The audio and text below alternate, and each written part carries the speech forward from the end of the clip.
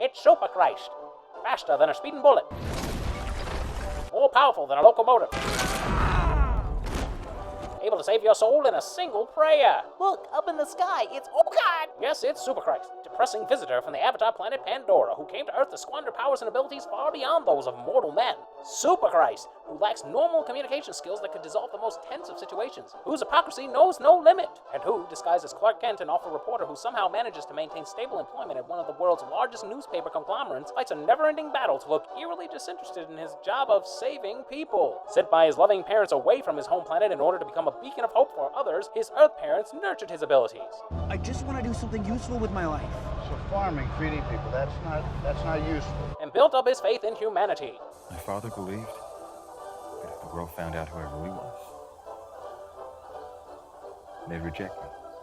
It is only when allowing his father to needlessly die while saving the family dog that Clark realizes what to do with his life. Become a wandering hobo with no incentive or drive and to only save others when it is convenient or would make him feel guilty. It's only once he meets his ghost father that he realizes his true purpose for his powers. Saving people as Super Christ. Super Christ then goes on to save...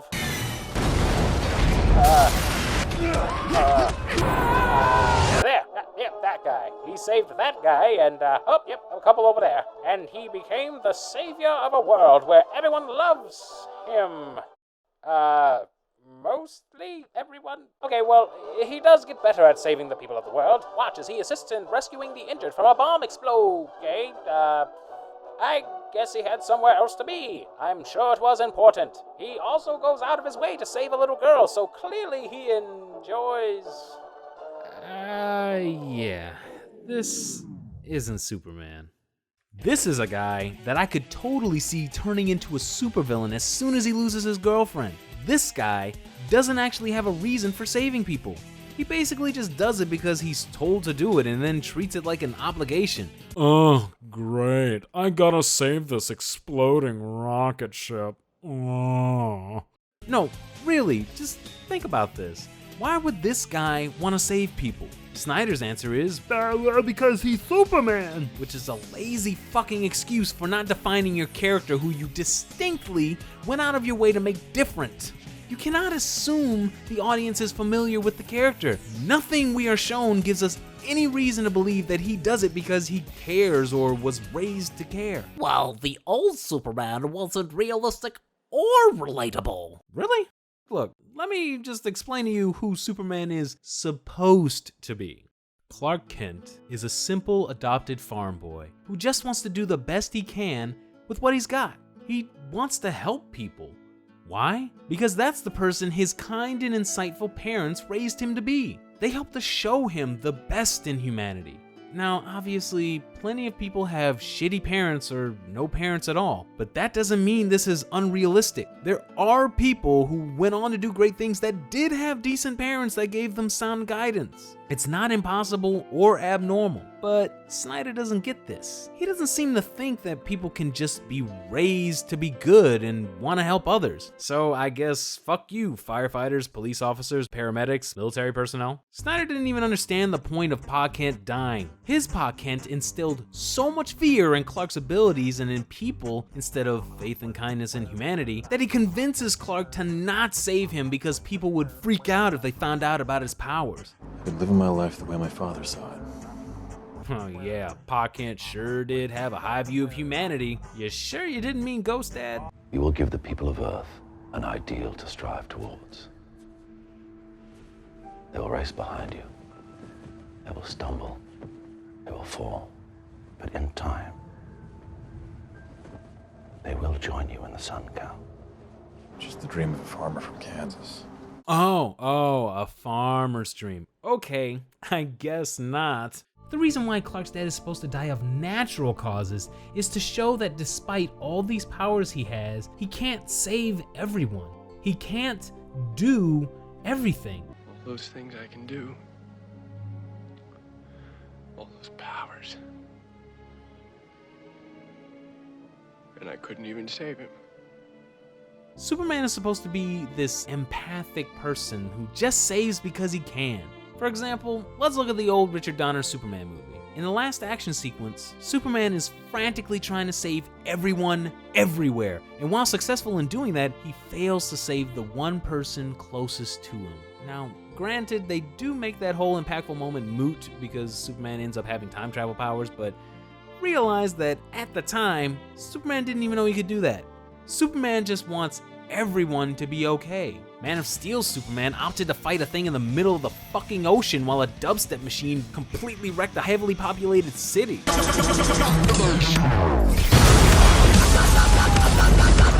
And then fought a guy within that city instead of pulling a Goku and taking him out into the mountains or some shit. You can still have a cool, kick-ass fight scene without so much human collateral damage.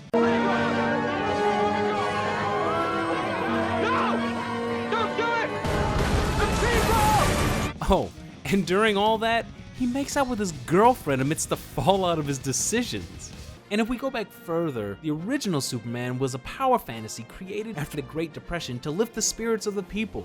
He was just supposed to be someone everyone wished they could be. And then, as comics evolved, they expanded his personality and values to be something closer to what we could relate to, so that modern audiences would care about him as a person while still maintaining his greatness. But now, Snyder and cynics don't think he's relatable at all and should just be separated from us and viewed as a god that we can't possibly understand. And then he throws in constant imagery and references that beat this idea over our heads, like, do ya get it? The real Superman wouldn't just let people worship him.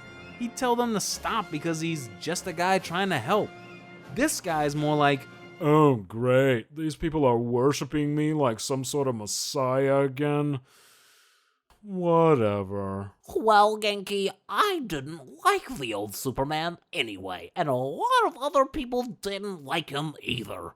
This one is far more interesting to me. well, that's kind of fucked up, don't you think? Just because you don't like Superman doesn't mean that his character should be changed for you. I mean, it's pretty clear people still like Superman since Marvel's Superman is pretty successful. Cap, these people are going nowhere. Stark finds a way to blow this rock. Not till everyone's safe.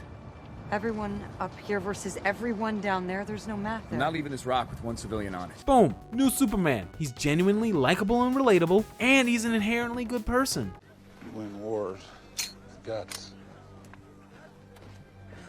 Grenade! Move! Get away! Get back!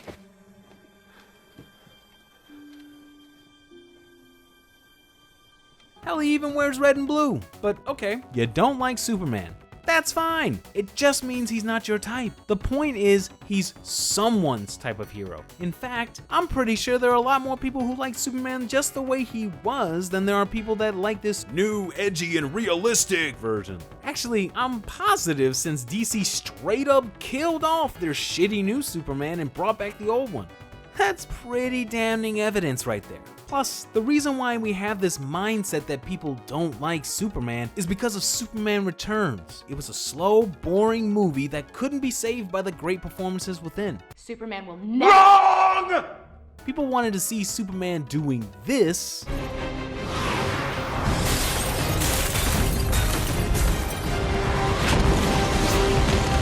but instead got this.